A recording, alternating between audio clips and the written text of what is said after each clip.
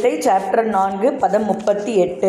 நஹி ஞானேன சத்ருஷம் பவித்ரம் மிக வித்யதே தத் ஸ்வயம் யோக சம்சித்தஹ காலநேத்மனி விந்ததி. ந இல்லை, ஹி நிச்சயமாக, ஞானேன ஞானத்துடன், சத்ருஷம் ஒப்பிடுகையில், பவித்ரம் புனிதமானது, இக இவ்வுலகில், வித்யதே இருக்கின்றது, தத் அது, ஸ்வயம் தானே, யோக பக்தியில், சம்சித்தக பக்குவமடைந்தவன், காலேன காலப்போக்கில், ஆத்மனி தன்னில், விந்ததி அனுபவிக்கின்றான்.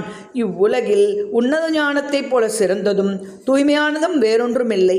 இத்தகு ஞானமே எல்லா யோகங்களின் முற்றிய பழமாகும். பக்தி தொண்டின் பயிற்சியினால் இதனை அடைந்தவன் காலப்போக்கில் இந்த ஞானத்தை தன்னில் அனுபவிக்கின்றான். பதம் 39. ஸ்ரத்தாவாங்க்லபதே ஞானம் தத்பரஹ சம்யதேந்திரியஹ ஞானம் லப்த்வா பராம் சாந்திமச்சிரேனாதிகச்சதி.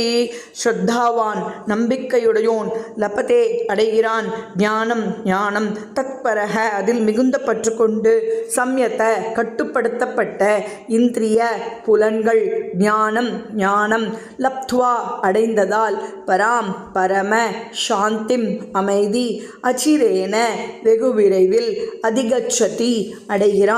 உன்னத ஞானத்திற்காக தன்னை அர்ப்பணித்து புலன்களை அடக்கக்கூடிய நம்பிக்கையுடைய மனிதன் அந்த ஞானத்தை அடைய தகுதி வாய்ந்தவன் ஆவான். அதனை அடைந்த பின் வெகு விரைவில் பரம ஆன்மீக அமைதியை அவன் அடைகிறான். சர்வம் கிருஷ்ணார்ப்பணம்.